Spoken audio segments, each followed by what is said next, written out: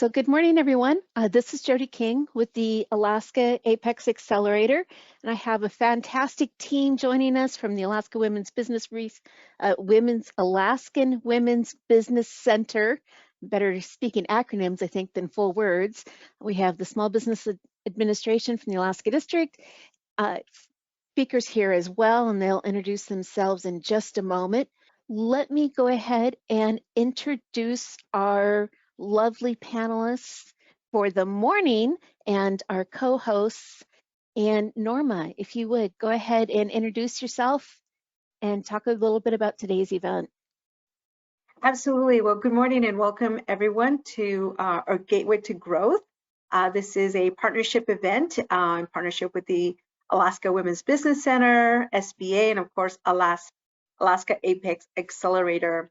At the SBA, March celebrates Women's History Month, and we're very proud of our women entrepreneurs statewide.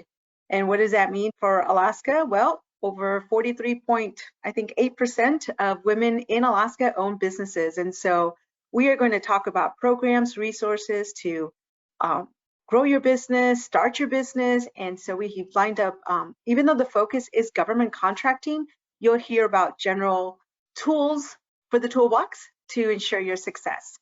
So again, my name is Norma Lucero. I'm the Economic Development Specialist for the Alaska District Office. Thank you. Thanks, Norma. Lisa, do you want to say hi? I will. Good morning, everyone. We are so thrilled that you've joined us this morning. I'm Lisa Noland. I'm the Alaska Women's Business Center Director, and just off camera is my dog, Ripley Susitna, who is half husky, half shepherd, and she knows no reason why that I would be talking at the screen. So if you see my arm kind of shaking, it's Miss Ripley, and I'm so glad you all could join us this morning. Thank you, Lisa. Kim, say hi. Hi, good morning, everyone. My name is Kim Tripp. I am a PCR, Procurement Center representative for the Office of Government Contracting Area 6 with the SBA. I am located here in Anchorage, but I do work with agencies in multiple states. But I am here to give you guys a little talk about government contracting and what you might want to do. Thank you. Well, let's go ahead and get rolled into our presentations. Let me get this next slide up. So Lisa, the mic is all yours, and just let me know when you want me to move the slides forward. Wonderful. Thank you so much. So I'm so thrilled to talk about the Alaska Women's Business Center at Business Impact Northwest. We are powered by the U.S. Small Business Administration, and we are one of over 140 women's business centers all over the United States, including Guam and Puerto Rico. Next slide, please.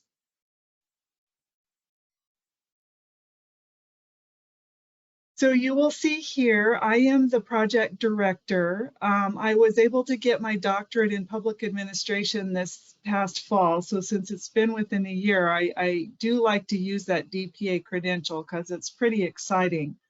I have lived in Alaska, lived and worked professionally in Alaska for almost 30 years. I'm the solo parent of two young men. They are 19 and 21.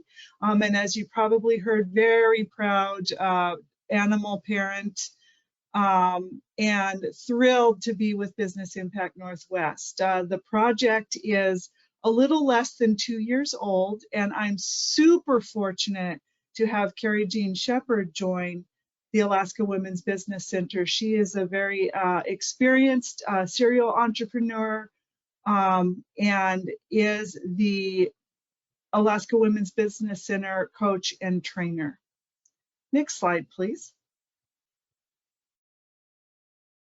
All right, the priorities of Business Impact Northwest, which is a regional company headquartered in Washington. We have a presence in Oregon, Washington, Idaho, and Alaska. There was an expansion in Alaska in 22 that added Linding, really expanded on Veterans Business Outreach Center, as well as adding the Alaska Women's Business Center. Priorities for Business Impact Northwest are to launch your business, grow your business, and fund your business. Next slide, please.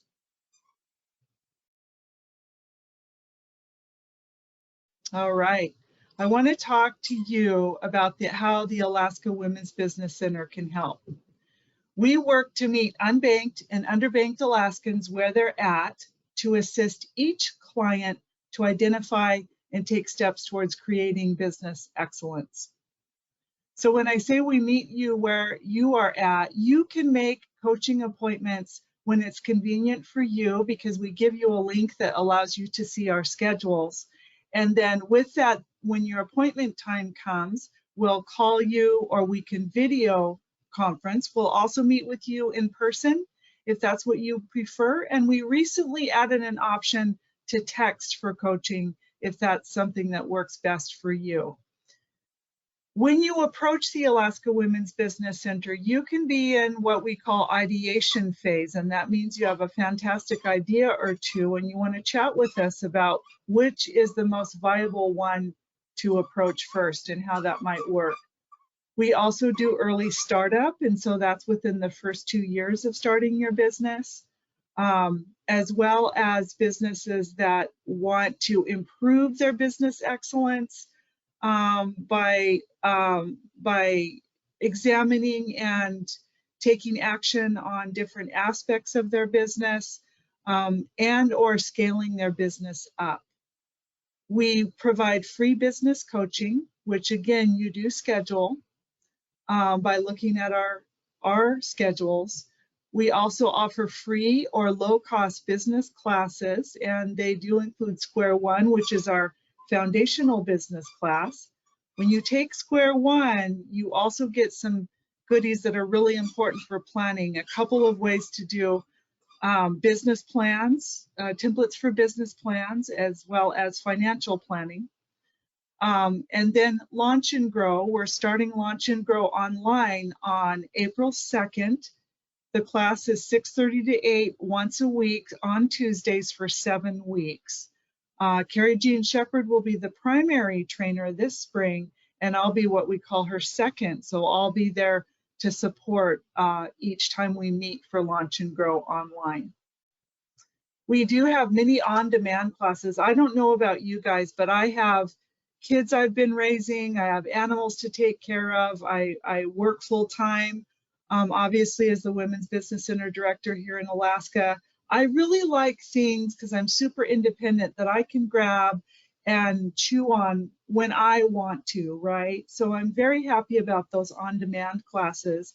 I have seen situations where we might have clients that want to take 6, 7, 8 classes on demand before they decide they want to do coaching or take a formal scheduled class. So I'm really proud of that library that we have.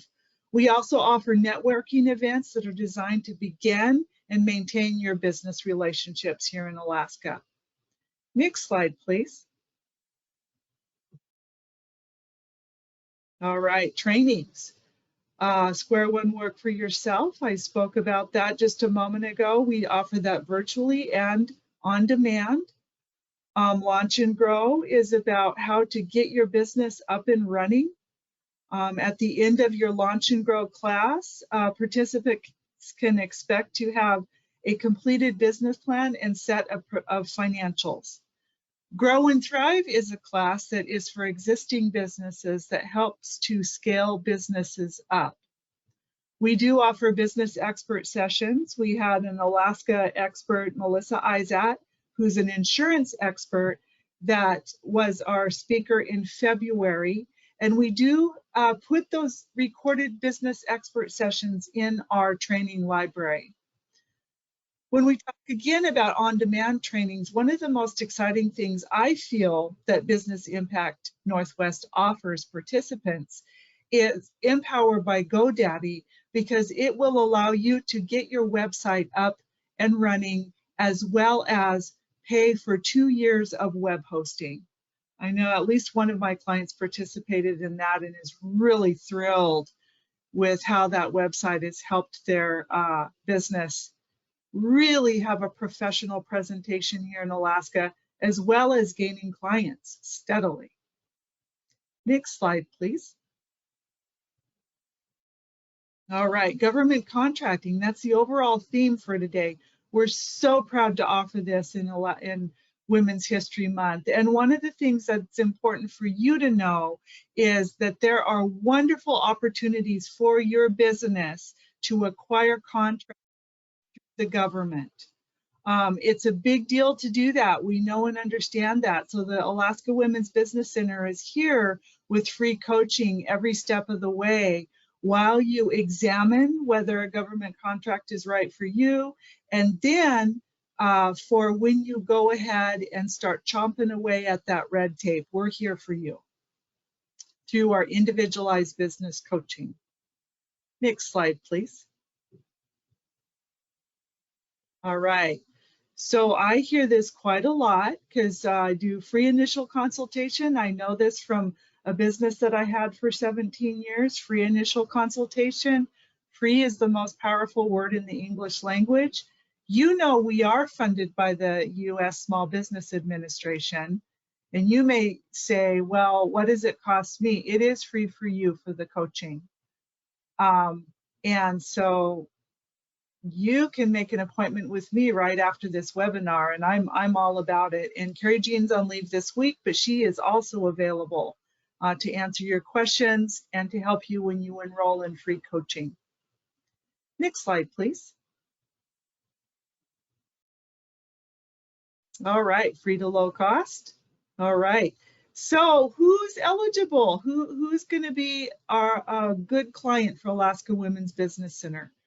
So current or aspiring small business owners in Alaska, you need to have the desire to work on your business. So when I say that, I have some clients that are slowly, they're more gradual with growing their business, but they're steadily making progress, to clients that I work with 3 times and they're ready then to apply for a business loan. So it really varies. Some clients I see every other week. Some clients prefer to meet with me quarterly or 2 times a year. So really, when you have progress you want to discuss or you have questions for me is the time that you will book an appointment for coaching or enroll in one of our classes. This is for businesses in Alaska all over the state. There are just 2 of us, and so I will say it's best for those of you that have Wi-Fi. We make every effort to meet with you in person if we can. However, of course, if you're not located in Eagle River, Palmer, Wasilla, or Anchorage, it's a little bit more challenging, but we do have opportunities where we can go and do site visits in person. We are focusing on women as the Women's Business Center, and when I say that, we also have male clients. We have about 1/4 of male clients. 3/4 are women that come and work with us at Women's Business Center. Next slide, please. All right, I would be remiss if I didn't mention Theo Ransom. He's Alaskan's Senior Business Lending Officer. He was an award winner in 2019 for commitment to educating and empowering small businesses in Alaska. He does live in Anchorage. He also works throughout the state. And there are times when Theo and I will meet together with the client because we're really teaching and supporting around acquiring a business loan if that is what the Alaskan is hoping to acquire. Next slide, please. All right, so Business Impact Northwest is a compassionate lender. We are working to help Alaskans avoid predatory loans. It's not just loans though. I work closely with my clients who ask me about emails and approaches they've received, and I say, they describe it, they then forward that a solicitation to me. I've got some specialized training in how to figure out if it's a scammer or not. So both lending and Veterans Business Outreach Center and the Women's Business Center in Alaska are going to help you try to avoid scammers, guys. And if I'm not sure, I have a really talented team that I can work with on your behalf to make sure that there's not someone trying to take advantage of you. We also have a primary mission to fund women, veterans, BIPOC, immigrants, LGBTQ+, people who experience disabilities, and other underbanked entrepreneurs. So that means people that have a tough time going to a traditional lender and getting a business loan. We do have different products that we offer. Impact loan is up to $100,000 for established businesses and up to $50,000 for startups. Micro loans are $5,000 to $50,000. You think about how often someone might need a piece of equipment to have a successful business. That's an example of what a micro loan might be used for. And then we do have conventional loan products for up to $350 million. Next slide, please. Unmute myself. Before we move on, we have one question. Do you want me to just roll that in at the end of your presentation, or is now good? Now is great. Thank you so much. Okay. So I see Miss Tammy Howard has raised her hand. Hi, Tammy Howard. Yep. Hi, how are you? Oh, good. How I are you? am wondering, I'm doing good. Nice meeting you. I am connected with Business Northwest Washington in Washington State. Yes. And from your speech, this is only for people that reside in Alaska. Is that correct? That's such an excellent question, and I love that so much. So, Tammy, we actually have some additional opportunities for you in Washington State, such as a food business outreach center.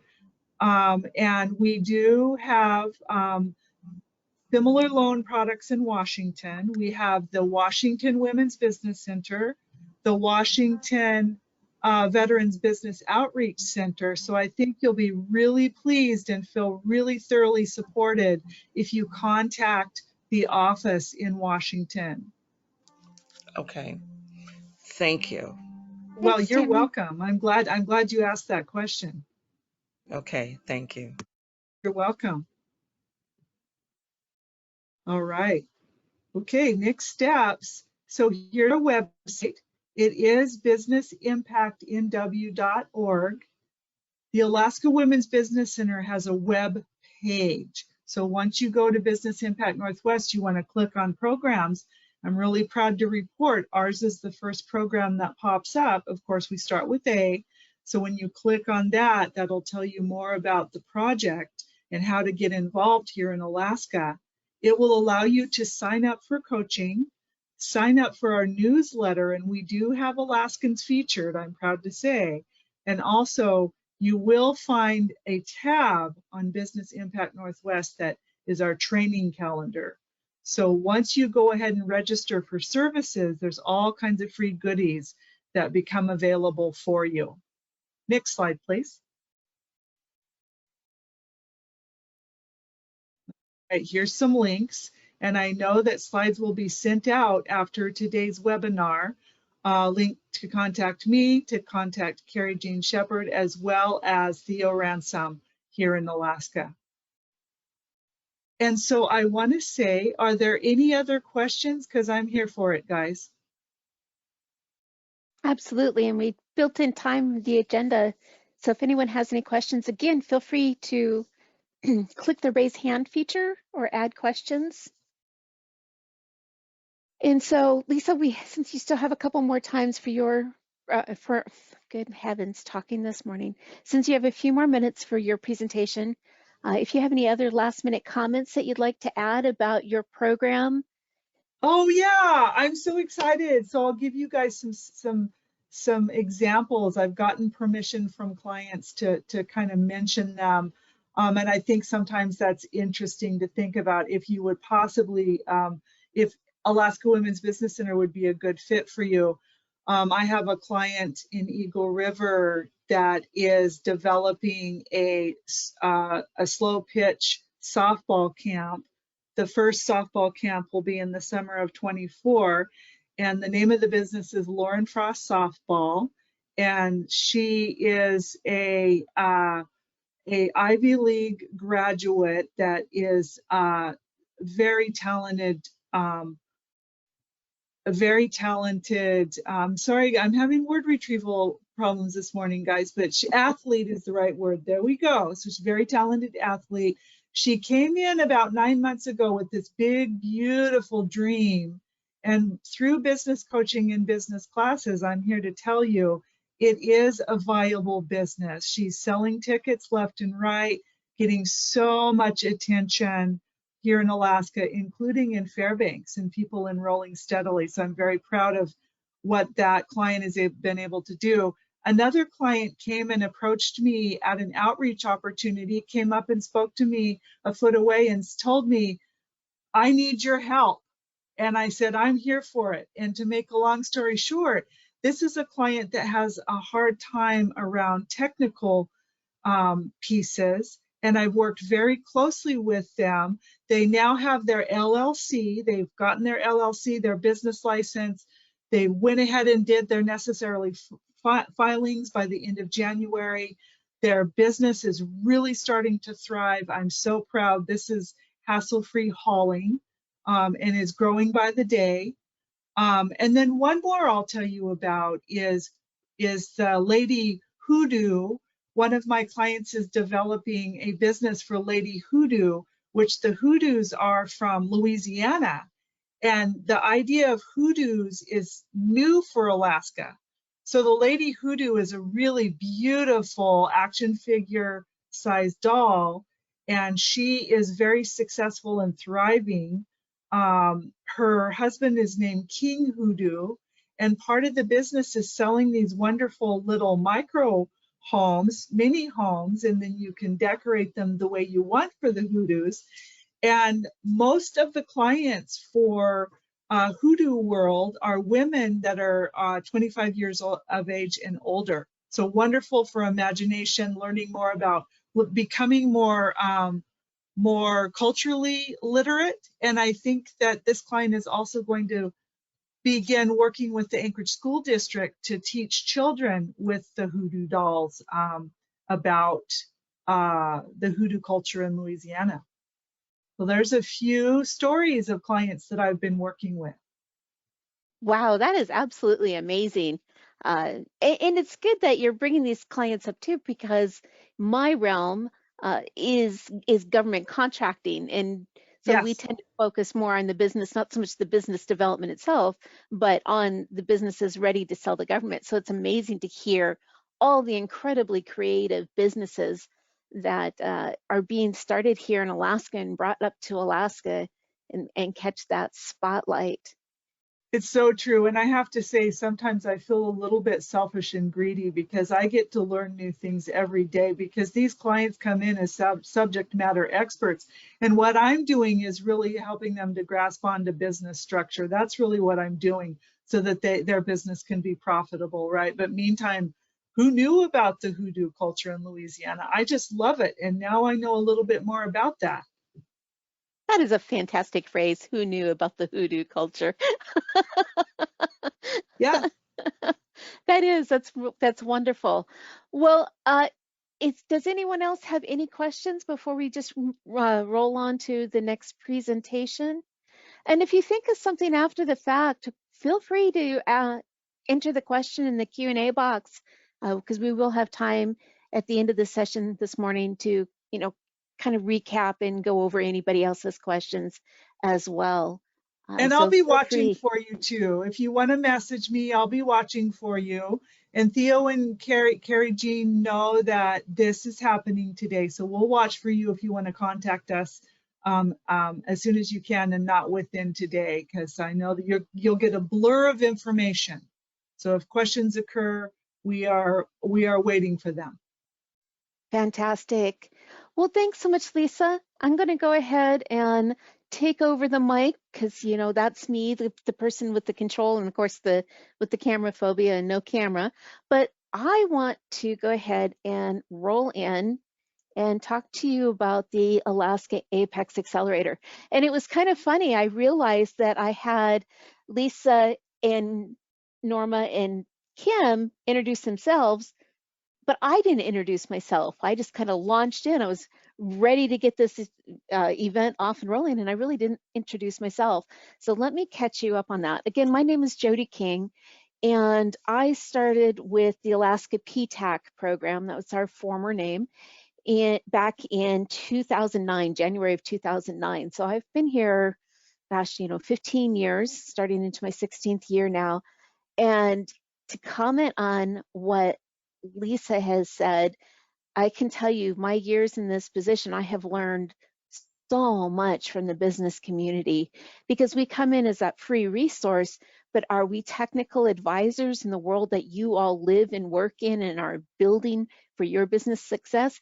Absolutely not. And it's been just amazing that give and share where we're helping you with that business development process or the government contracting growth process that we get to learn about you and your businesses as well. So it really has, the people that I've met while in this position has truly been phenomenal.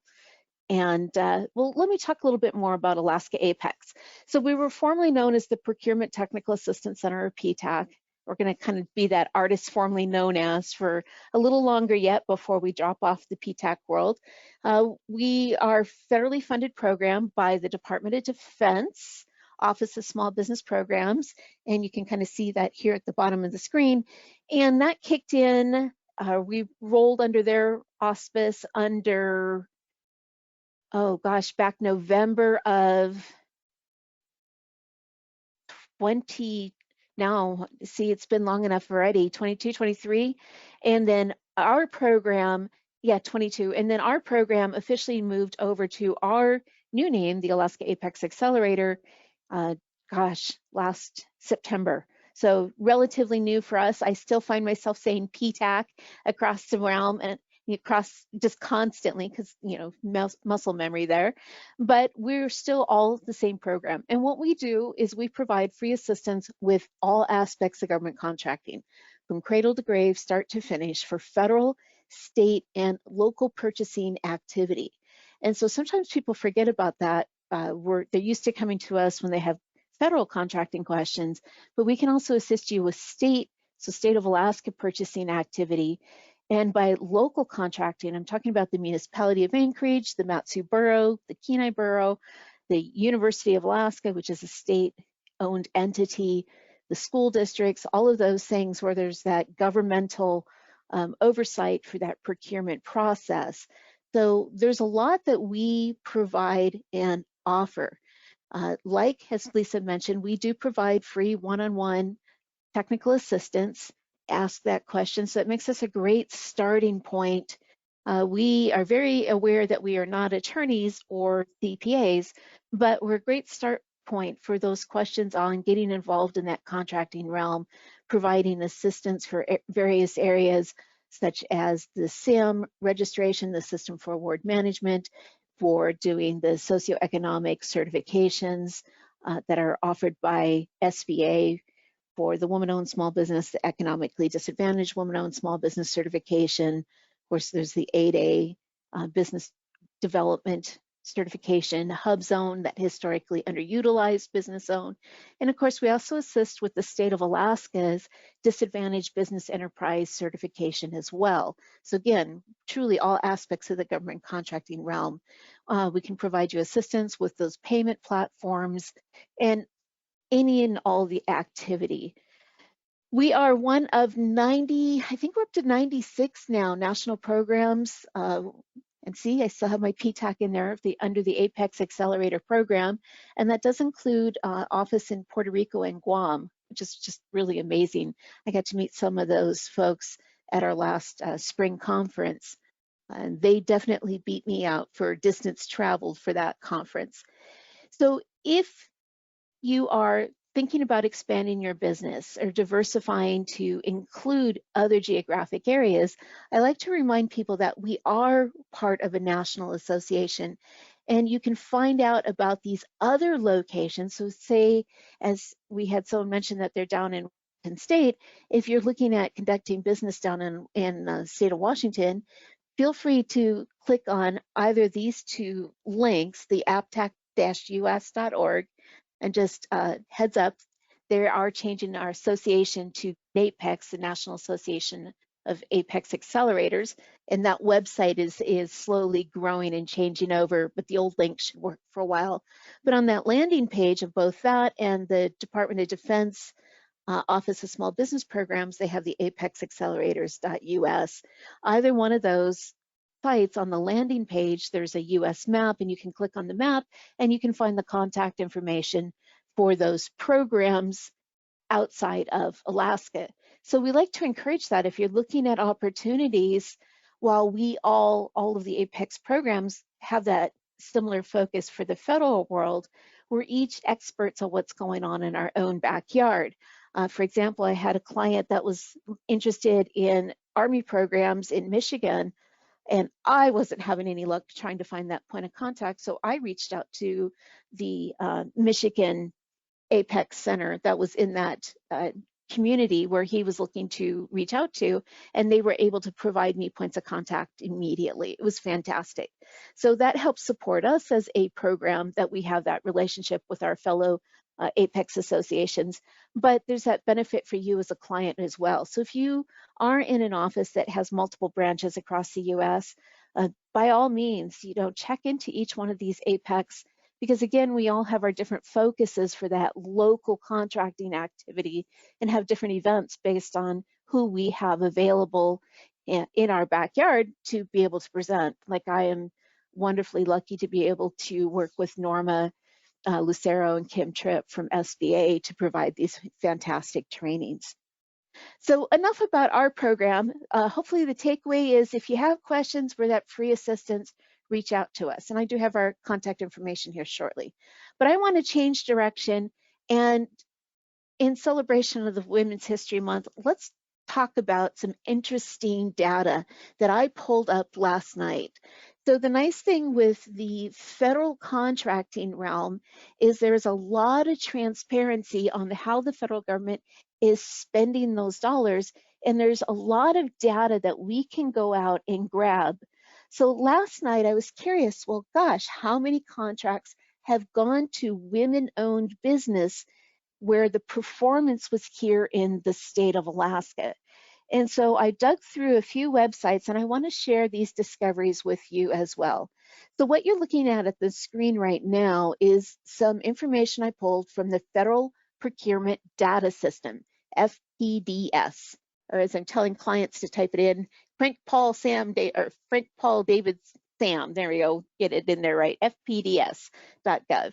And this is a website with all of the past procurement history that is available to public pursual. So there are some contracts for purposes of government contracting, or I'm sorry, for purposes of government security issues aren't reported in here. Grants aren't reported in this site. This is just contract activity. But a quick snapshot, if you look at these orange boxes, here's what I did. I did place of performance Alaska. The socioeconomic indicator was women-owned business. And so this doesn't designate between small business or other than small, based on those NAICS code size standards, where the entity, the contract awardee, the entity was located here in the state of Alaska. And I was looking at for fiscal year 23, because there's a full year's worth of data reported. And I said modification number 0 because I just wanted to know those first starting contracts. And what you can see is I downloaded that Excel spreadsheet, and we had over $35,309,767 that went to original awards.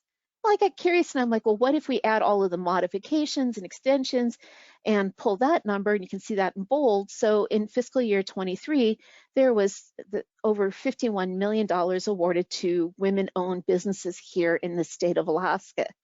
So that's a pretty fantastic figure when we look at that.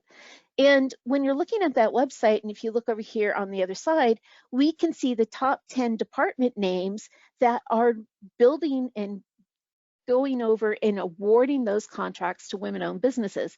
So we can see GSA, and if you drop down they have the department full name and then the contracting agency name, we can see that the Federal Acquisition Services and over 2,000 contracts.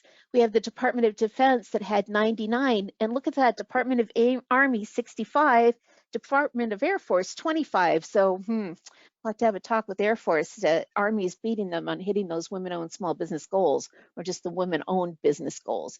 Forest Service, we can see 37, Coast Guard, Fish and Wildlife, Bureau of Land Management, DLA, and FAA. So we can see that the contracting activity and those socioeconomic goals of supporting women business, that it is alive and well in here in Alaska, but there's also a lot of room for growth, but I'll come back to that. And of course, this bottom corner here, we can see the full legal business name of those top 10 businesses that have received just based on the award value. And of course, the ASCII Federal Services, well, that happens to be one of our panelists this afternoon.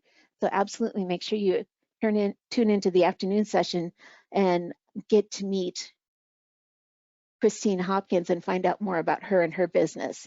So, but we can see all the way down, and it's just a great start point.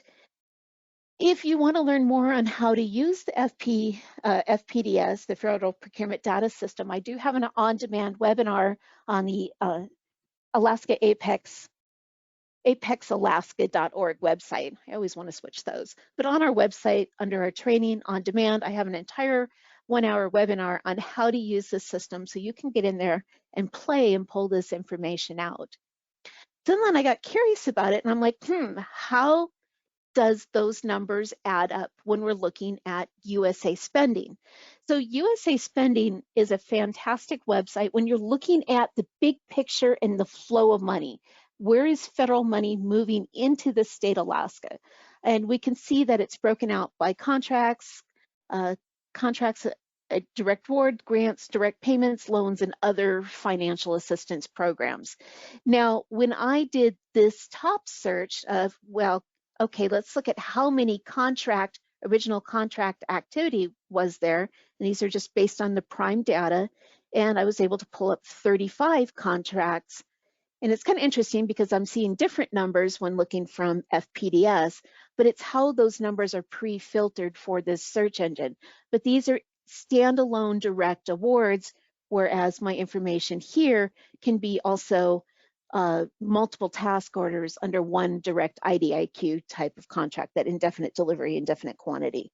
So we're seeing that for my filter for this top screenshot, I was again staying in FY23, state of Alaska, and I'm looking at set aside. So the biggest difference here between the FPDS, where it's just women-owned businesses, where the size indicator wasn't a toggle, but in USA Spending, I could only select the set aside. These were where the contracting officer said competition is restricted to these women-owned businesses that have gone through the SBA certification process and have received certification and thus were eligible for solicitation activity that was restricted to these certified businesses. And so I was able to see, well, that there were 35 direct sole source and set aside for an economic disadvantaged women-owned small business and women-owned small businesses in the past fiscal year. Well, then I was curious, well, let's compare contrast. And I filtered, well, just looking at all of the contracts for fiscal year 23. So we had over 10,000. So that's kind of a good news, bad news scenario. Good news is that program is working. Bad news is it's a pretty small percentage compared to the overall contracts. And that's where there's a lot of responsibility placed on you all as women-owned businesses of marketing your business to the agency and letting them know that you have that certification, that you are eligible for those sole source certifications. And we can talk about the woman-owned small business certification a little bit in a minute, but I just wanted to give you some data because I thought it was really interesting of, well, how many of us are there out there, these women-owned businesses? All right. And then I went into SAM and I'm like, okay, well, how does SAM show?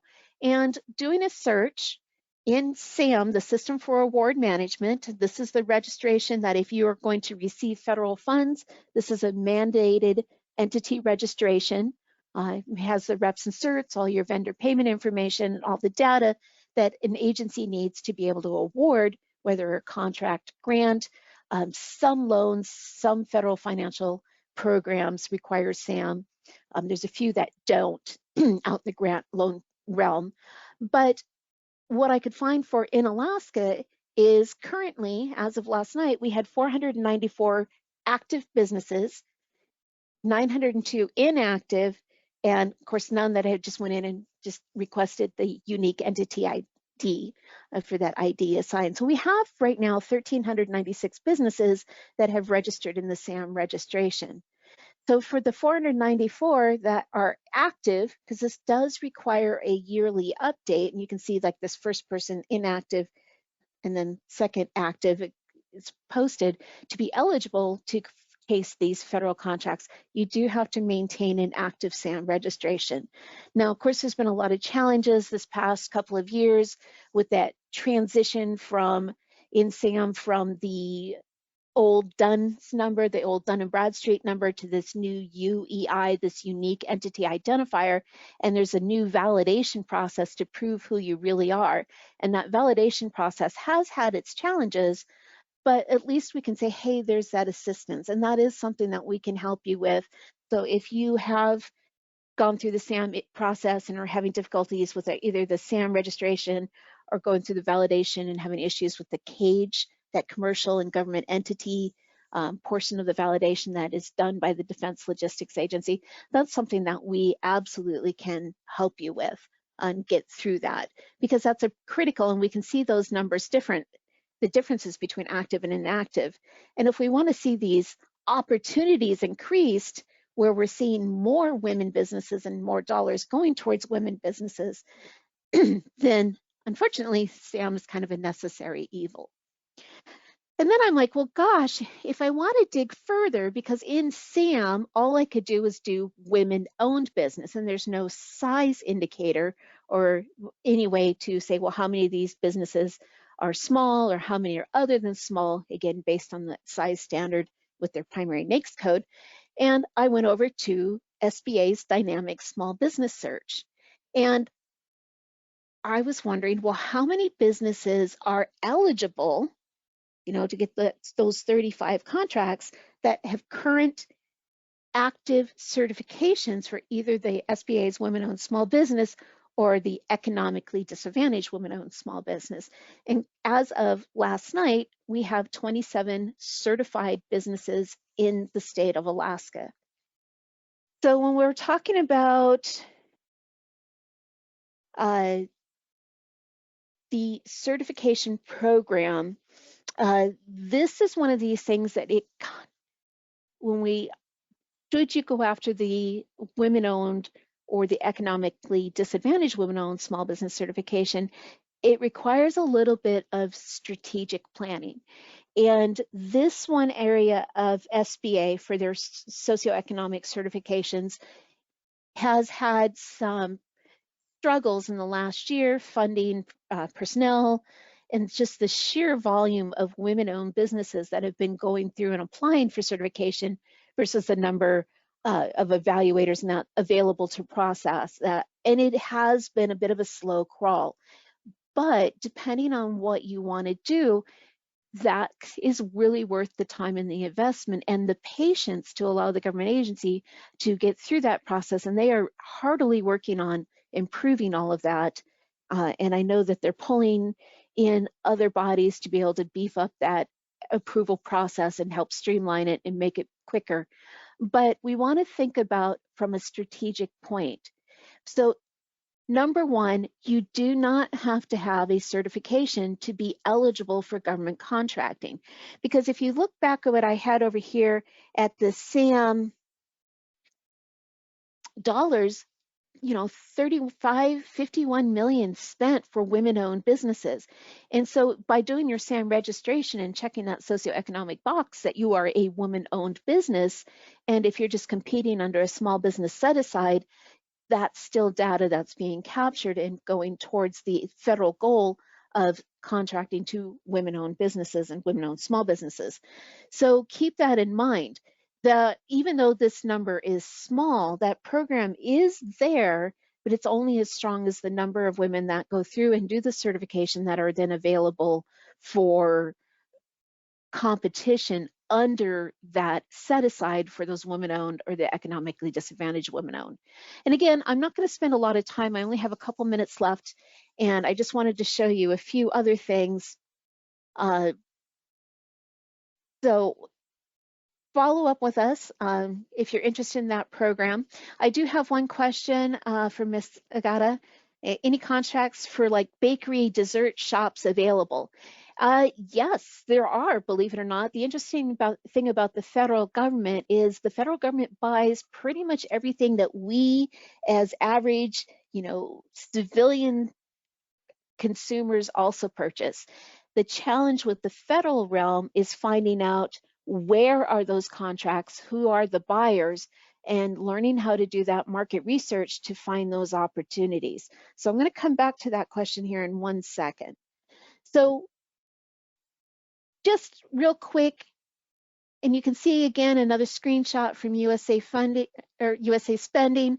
And this is just what has the federal government spent in the state of Alaska. And this includes all spending, again, contracts, grants, financial assistance, loans, all of those. And we can see that we have over $5 billion that has been already awarded. Those activities, those financial funding activities have been awarded to the state of Alaska.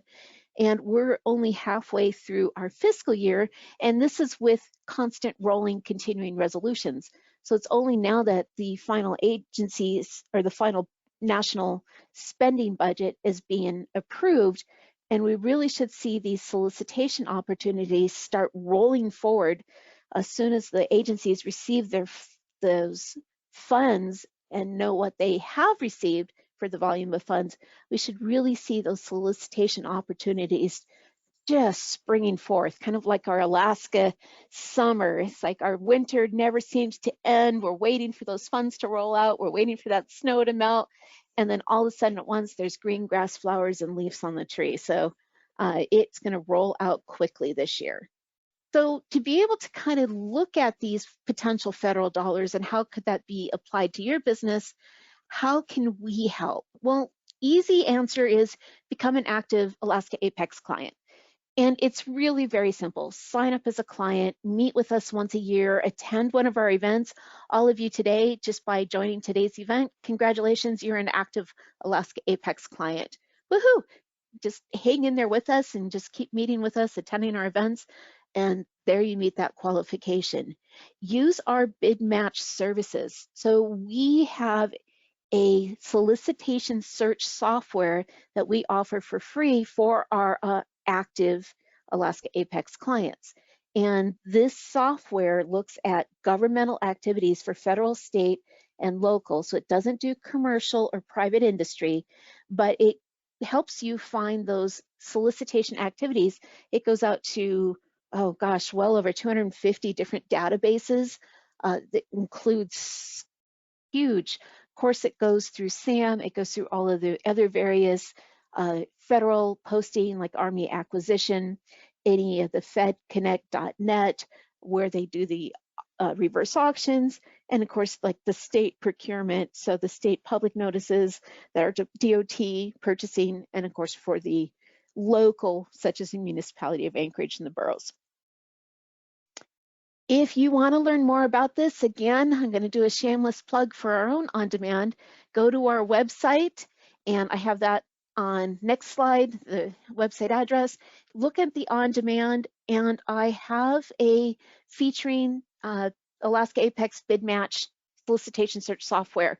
And it talks how to use the website, how to build search criteria, and it's a great starting point on learning that market research. And then you can simply reach out to us to schedule an appointment, and we can meet with you to develop that bid match software. And so back to the question of bakery dessert shops available, just real quick, and this is where probably a one-on-one appointment would be the best answer, other than absolutely, but a matter of where and when. But we also have a really strong military presence here in the state of Alaska, and that means there are opportunities for selling local produce, local products at the commissary as well. So, Ms. Sagata, and I apologize if I'm not saying your name correctly, feel free to reach out to me and let me give you that contact information, and we can dig further for the opportunity for your businesses here within the Alaska. And if you're outside of the state, reach out to the local Apex in your neighborhood and find out what's going on there as well. So how to reach us? Well, here's our contact information. Here's me, Jody King, the contract specialist, our general info email, and of course our website, alaskaapex.org. A lot of interesting information, a lot to tell you. But I am stealing someone else's time. So Kim, Hi. you ready to take over? Yes. And so are you going to advance my slides for me, Jody? I don't have them loaded, but I can make you panelists. What would you like me to do? It's okay. I've got them. Do you need, I'll show my screen just Okay. once. Yep. So hang in there, everyone, for the audience view while we switch screens. Okay, Kim, looks great. I see your screen and all I'm seeing is the slide. So you are good to go. Okay. So let's see here.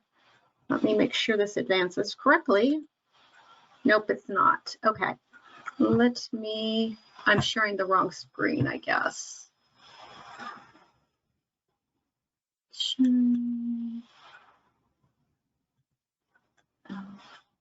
I've also found the arrow keys on the keyboard work really well in that presenter mode.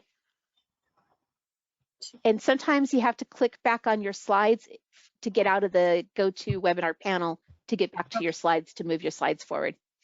Okay. Are you seeing let me see. I am seeing your slide with your contact. Okay, cool. All right, so I don't see what you see, so I will attempt to, so I'm not going to see if anybody has a question or anything.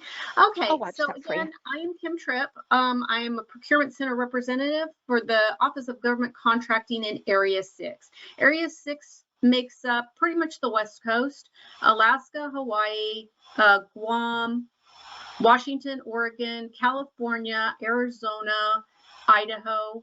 And so we have a huge range. There are 5 PCRs right now in Area 6. We are short-staffed, and we cover all of what we call procurement centers, which are the government agencies that do contract work for goods and services. So I work with the Air Force there at J-Bear. Also the Air Force at Fairchild Air Force Base, the Corps of Engineers in Seattle, Walla Walla, Los Angeles, and Honolulu, GSA Region 10, which is also the northwest area of GSA, the MIC offices, Army Mission Installation Command contracting offices that are in Washington, Arizona, and California, as well as the Alaska National Guard. And so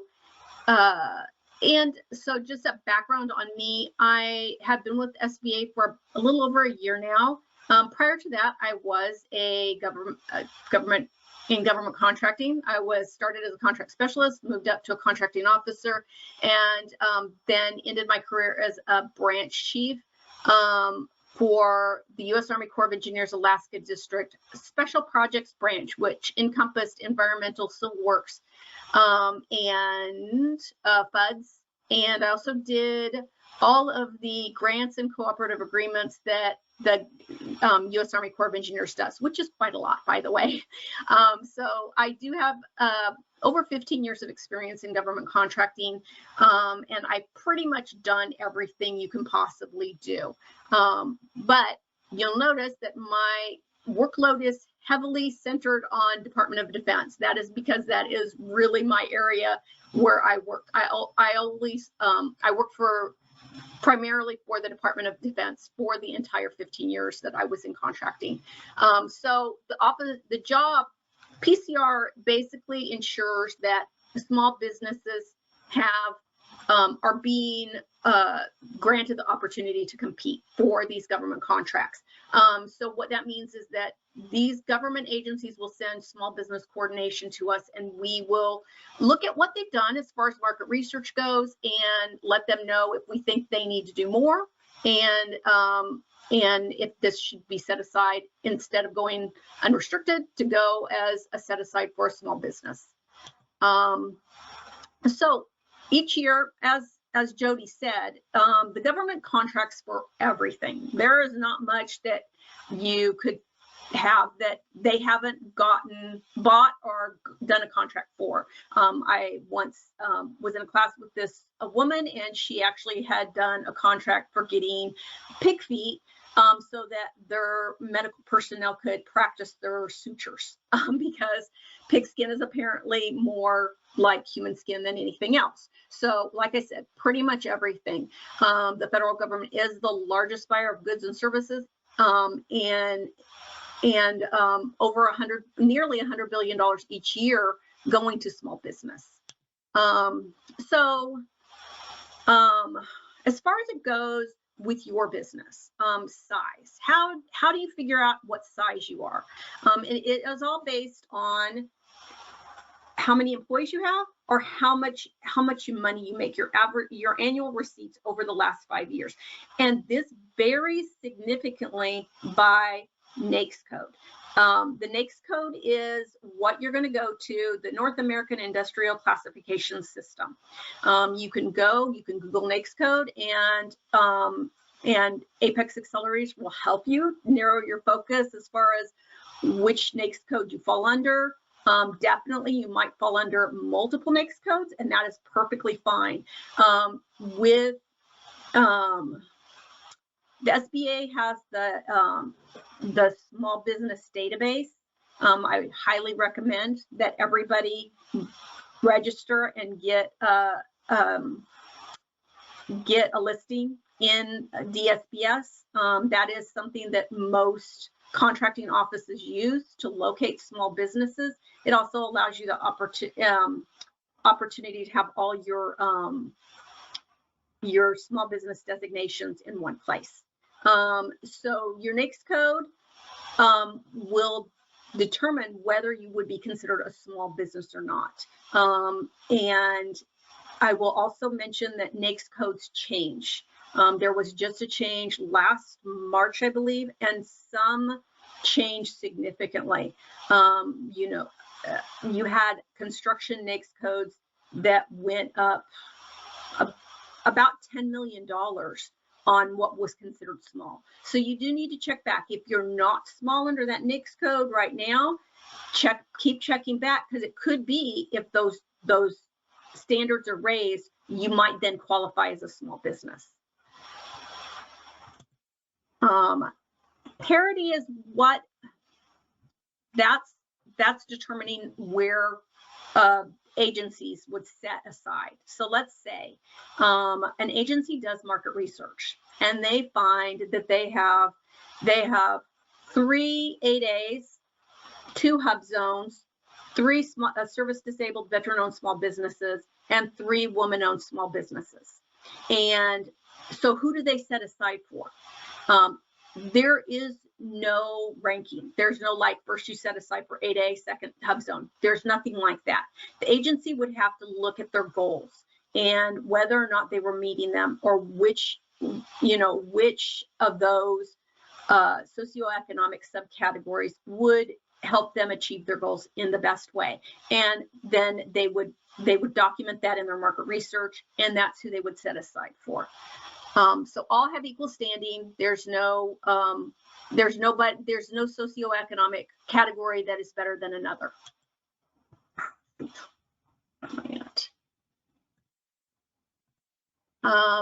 So these are the prime contracting government-wide procurement goals. This is what the entire federal government sets. Each agency is going to have their own goals, and it's going to be based on the actions that they do. So the goals are aspirational, of course. You don't want to set a goal.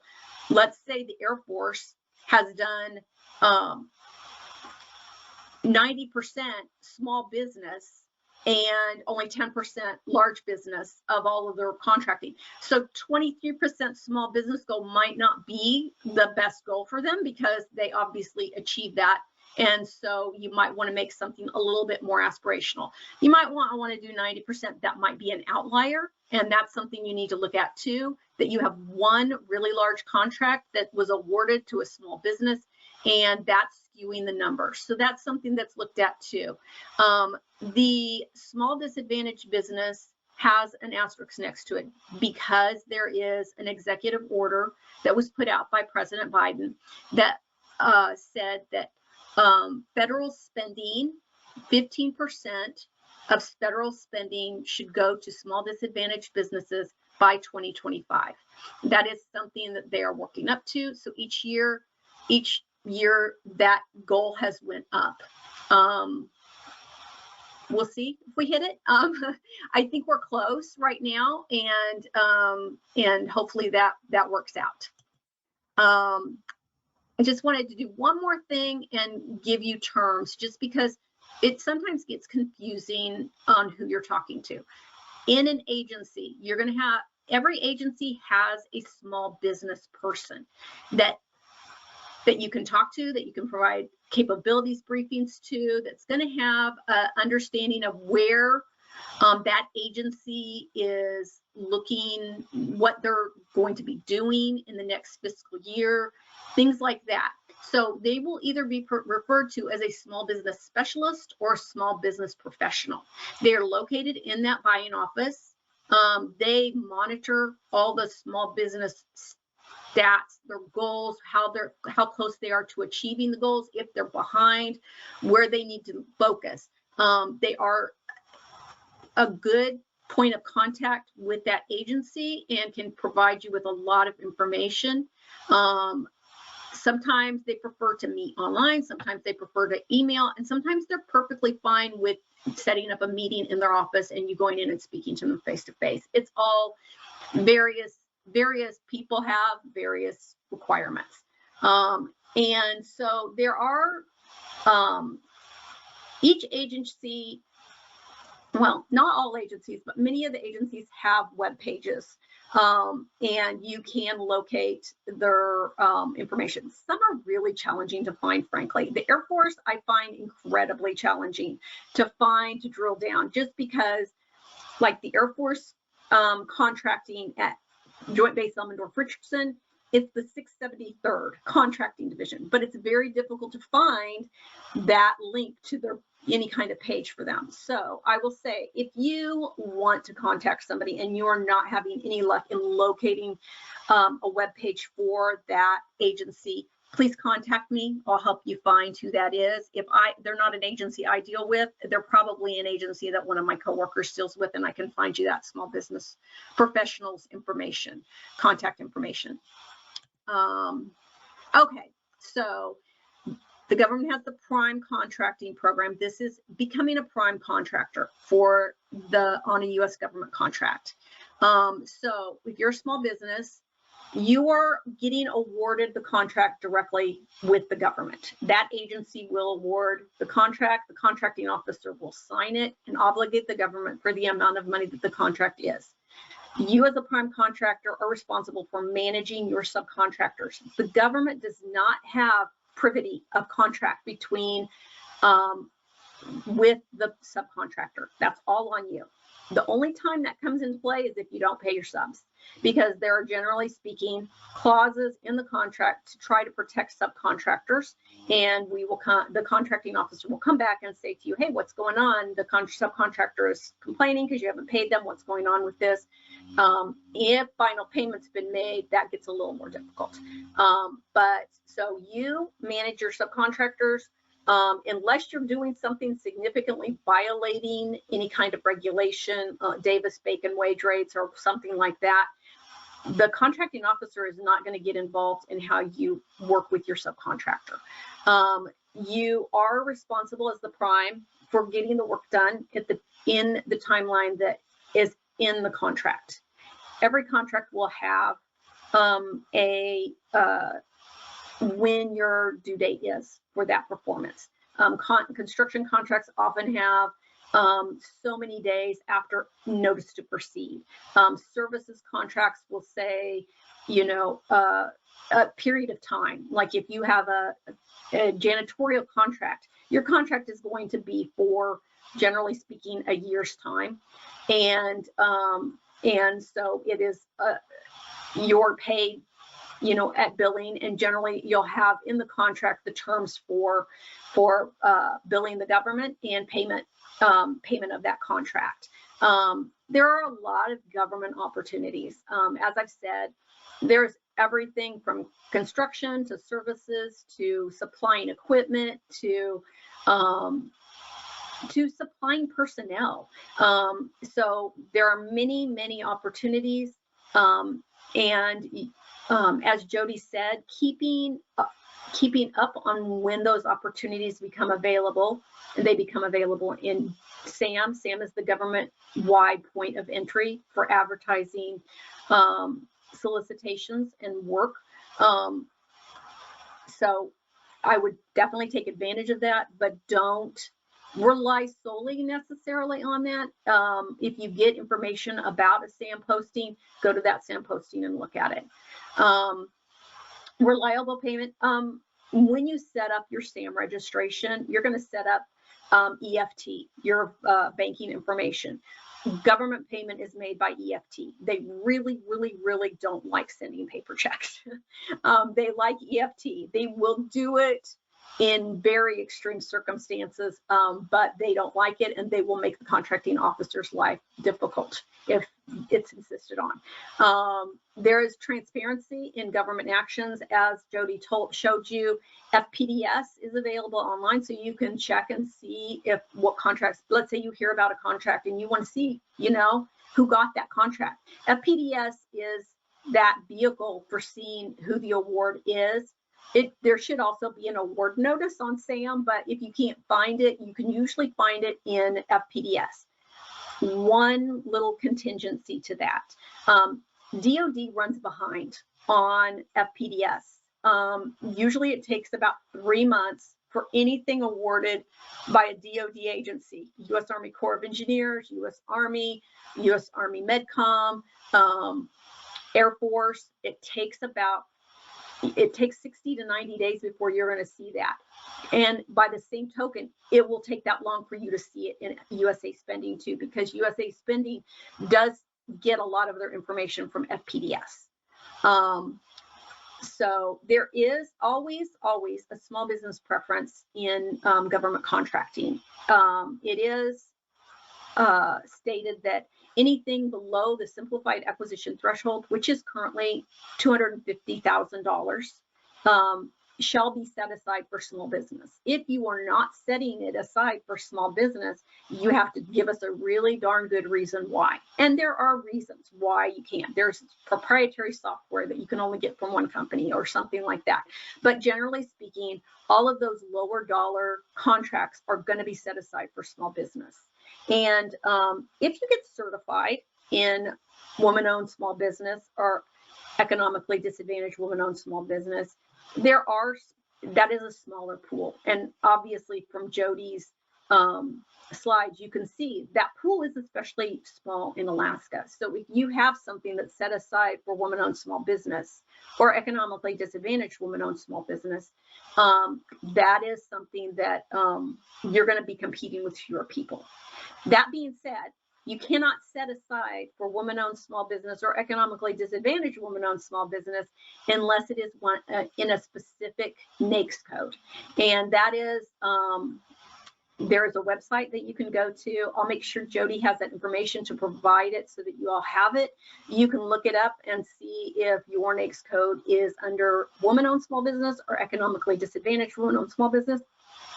Just know that if it is woman-owned small business, or if it's economically disadvantaged woman-owned small business and you're just a woman-owned small business, you cannot apply. You cannot submit a proposal for something like that. Excuse me. And just a recommendation as far as it goes, if you want to get certified as a woman-owned small business, do that first. Do women-owned small business before you try for the economically disadvantaged women-owned small business. The process is easier on women-owned small business. The economically disadvantaged part of it asks for a lot of financial information, and it is a little bit more intensive of a process. So, and it might be eased a bit. This is the information I have. It's a little easier when you're already the woman-owned small business to get into that economically disadvantaged woman-owned small business. So, so try it that way first. Okay, so the other way that you can get a taste of government contracting is to become a subcontractor. So I always recommend to businesses starting out that they, you know, hook up with a bigger business and see about subcontracting with them. It gives you a taste of what it's like to work for the government. The government is not easy to work for sometimes. There's a lot of hoops you have to jump through. There's a lot of regulation that has to be followed that you don't necessarily always get in other arenas of contracting. Subcontracting will help you build your capacity. It creates past performance, and I'm going to give a caveat to that because it will create past performance, but you need to be proactive with this. Past performance is not tracked for subcontractors by the government. The government has what's called CPARS, the Contractor Performance Assessment Report System. The only reporting done for that is for prime contractors, and it is going to be prime contracts that were over the simplified acquisition threshold, $250,000. Except with construction. With construction, it's anything over $750,000, and AE is different also. That is over $35,000 or over. So sub work is not tracked. I would strongly recommend that you look at getting going online and getting a past performance questionnaire, PPQ, past performance questionnaire. The GSA has a really good one that's only 1 page long. And as a subcontractor, give that to your prime contractor, ask them to fill that out, give all their contact information, and rate your performance. That can be used if you are going for a prime contract to establish past performance. I will say that past performance is one of those things that it's always rated with the Department of Defense. It's a required rating, and on best value trade-off and best value, lowest price technically acceptable. And I'll get into what those are in just a few minutes. But here's the thing is past performance, if you have it, they look at it and they rate it. If you don't have it, it's not counted against you. It's just seen as neutral. You don't get a rating. So there is that.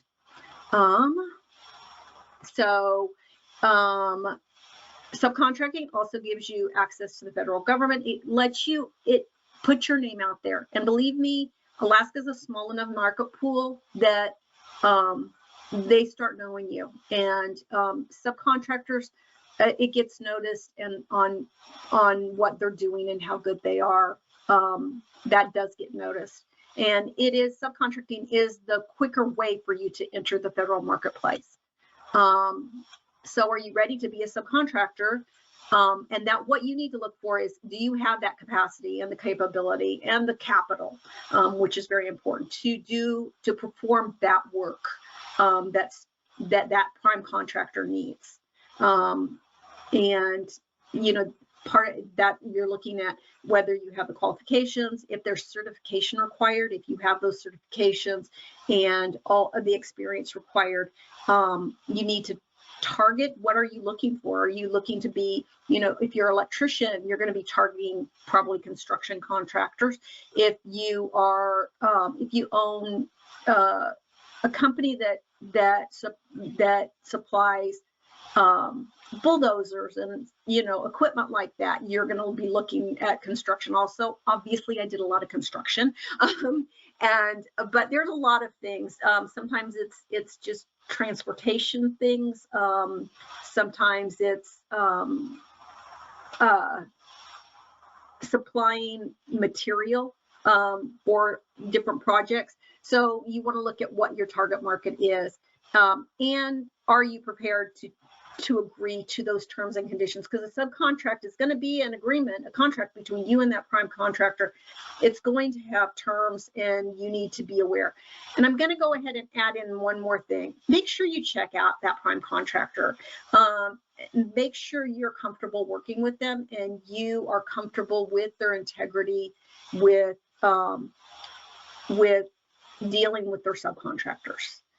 If you know other people, ask around about them and make sure that you're getting into something that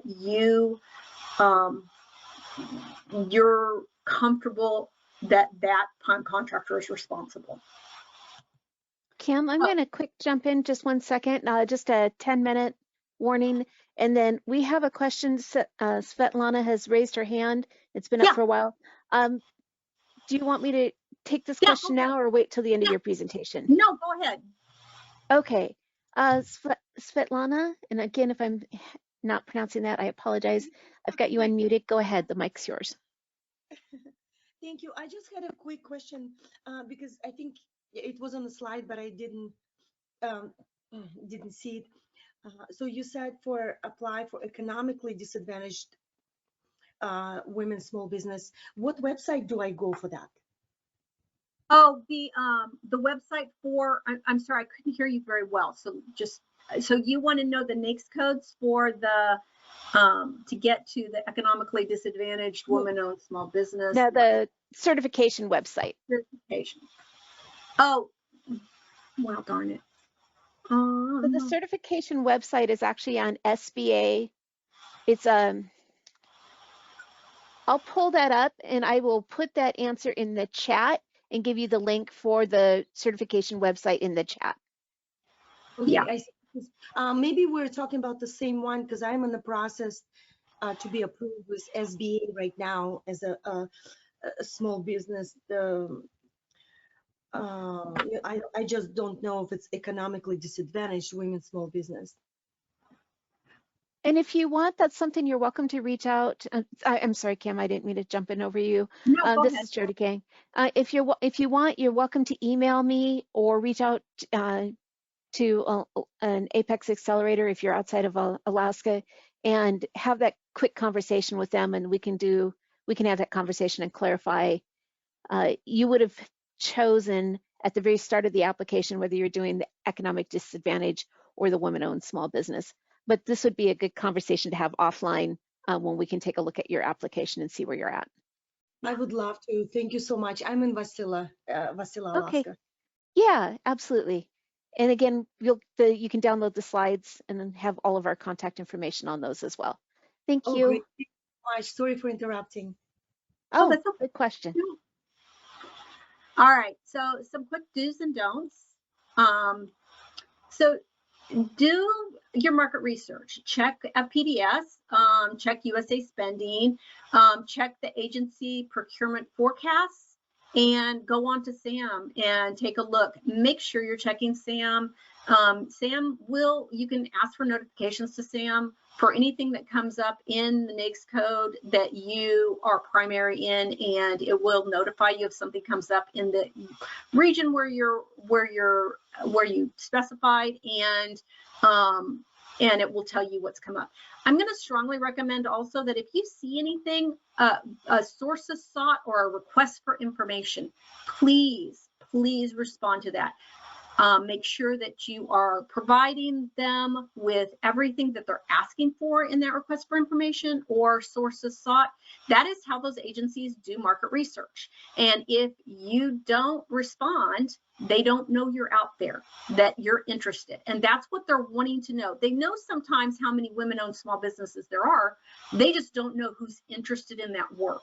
And that plays into whether or not they feel confident that they can set it aside and get at least 2, because they need 2 proposals in order to have competition. So please do respond to those. Make sure you're checking your NAICS code, making sure it is appropriate for your business and what you do, and you're checking back on a regular basis to make sure that size standard hasn't changed. And if it has changed and you previously were not a small business in that NAICS code, that you might be a small business now. Meet the basic requirements. You have a UEI number, registered in SAM. You cannot be awarded a contract if you are not registered in SAM. Validate and update your dynamic small business search profile. Make sure that everything in there is correct. If you are a woman-owned small business and you go in there and it says your certification is pending, don't panic. That is a common problem, and we let agencies know that they should check with us, and we will make sure that they know for sure. There's a number that they could call to make sure that you're certified. If it's a continuing problem, you can try to get it fixed, but it's apparently a glitch in the system that sometimes doesn't record. A lot of times it'll show your application is pending, and it shows a date of when you were certified. So it's just a problem, but don't panic and don't worry about it. It is something that they will check. So set asides, that's going to be exclusively for that socioeconomic group. So you will see solicitations that will say a small business set aside. That means as long as you're a small business, you can submit a proposal or an offer for that solicitation. If it is saying that it is an 8A set aside, that means that you have to be a certified 8A in order to get the award on that contract. And same thing with any other of these socioeconomic programs. You can self-certify in these programs, in any of these things, not HubZone, but self-certify as 8A, self-certify as service disabled veteran or a veteran-owned small business, or as a woman-owned small business. But you're not eligible to get an award when it's been specifically set aside for those socioeconomic groups, or if it's a sole source. Make sure you're checking the federal agency procurement forecast. A lot of the agencies that have web pages, and I will specifically call out USACE, U.S. Army Corps of Engineers, is particularly good at giving information about what they have coming up.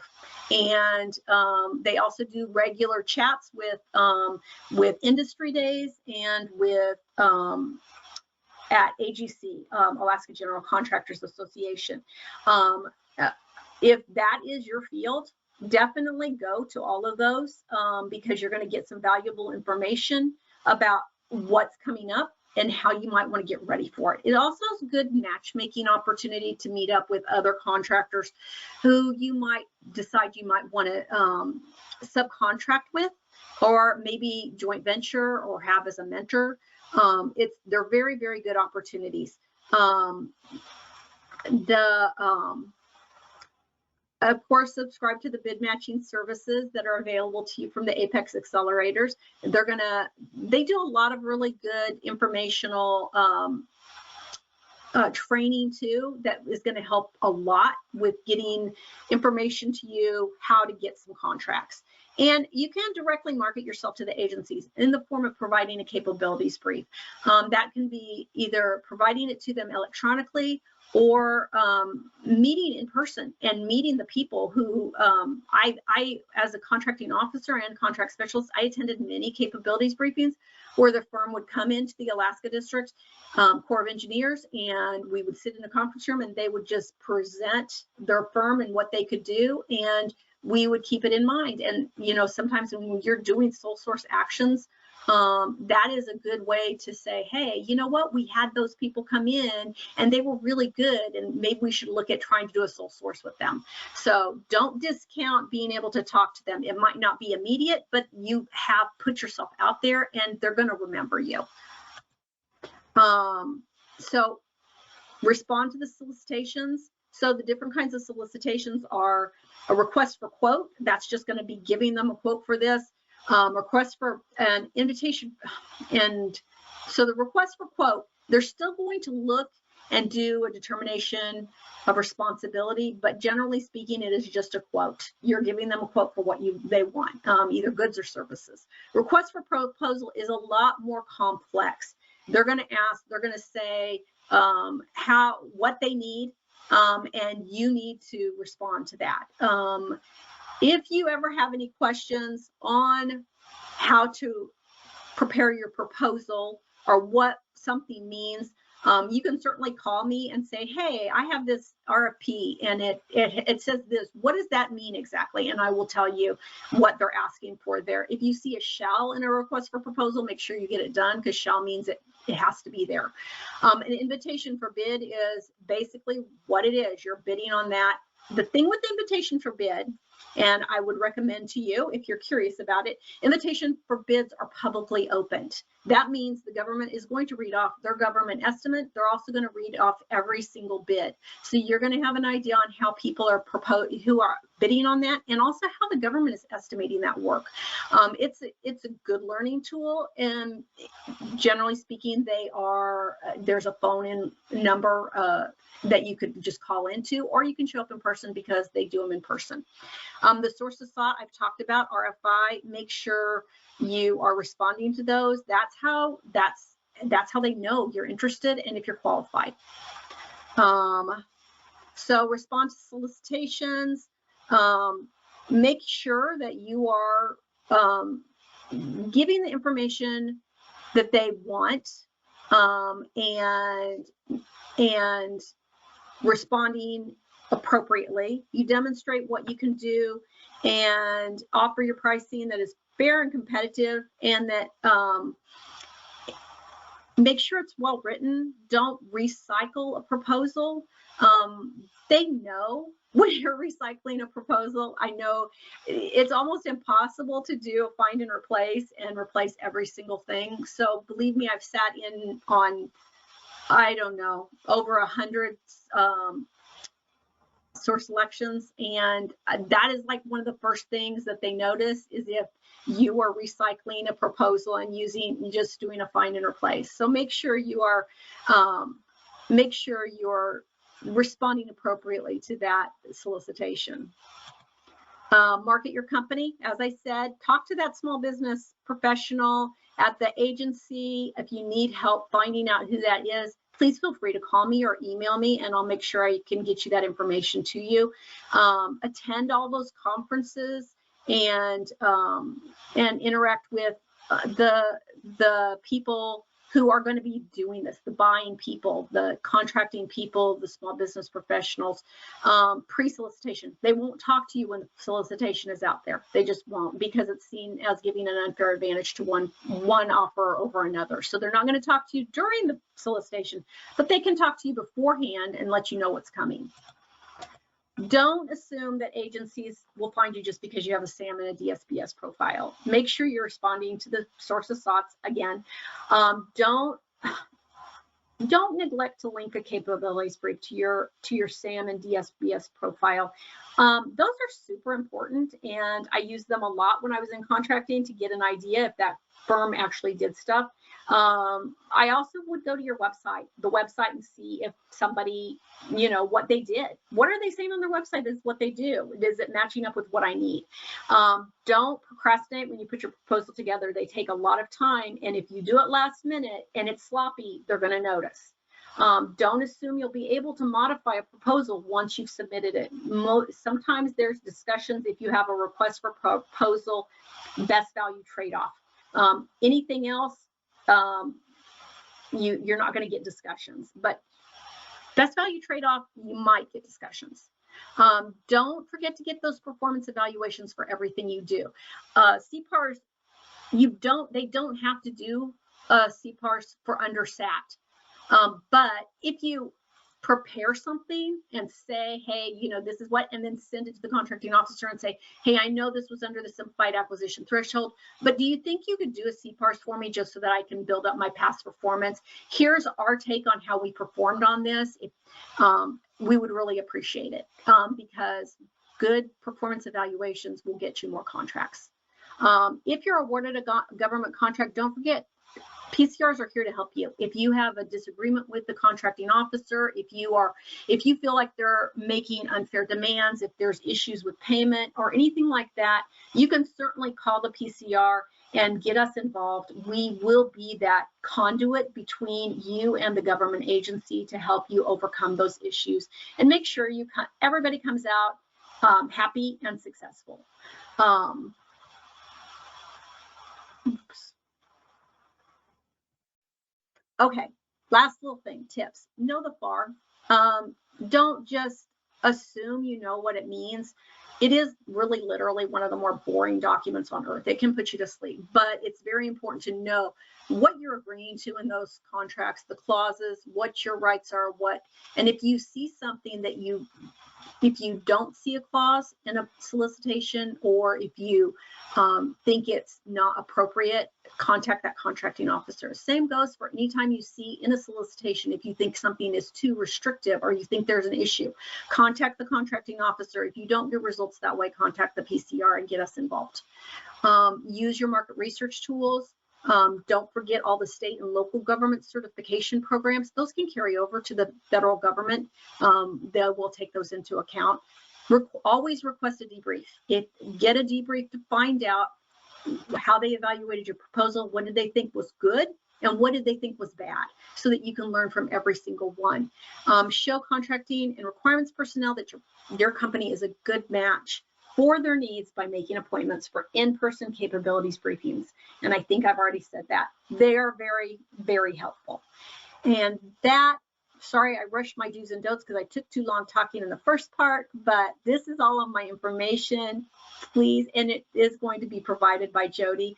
Please feel free to call me or email me. I am in the office at the L Street location above Simon & Seaports on Wednesdays and Fridays, and I'm happy to meet anybody in person or even to come to you. If you would like to meet in person and would like me to come to you, I can certainly do that also if you're in Anchorage or Eagle River.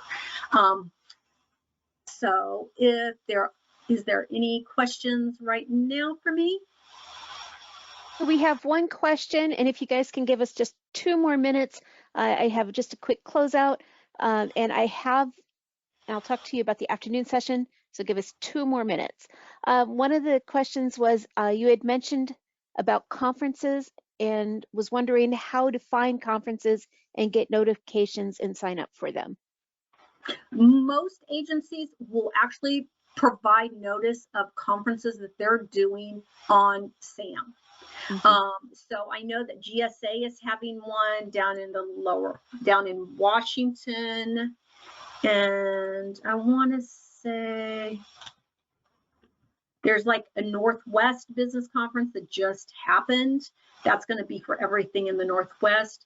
AGC, if you were in the construction realm, AGC will provide notification that there's going to be AGC meetings and include contracting personnel or contracting officers or chiefs of contracting that's going to give information on what they have as far as upcoming projects go. Let's see. Yeah, you can use keywords in SAM. Oh, sorry, GSA will have a virtual industry day, and if you like to know where that's at, I'll provide that information to Jody, and she can put it in with the links. Their virtual industry day is going to be, there's also a SAM posting for that virtual, and it's the GSA Public Building Services, and it will be April 18th at 11 a.m. Pacific Standard Time. So that's an online. So most of the agencies are going to post it on SAM, and they'll also post it on their websites. So thank you, everyone, for joining us today. I'm going to go ahead and close session 1.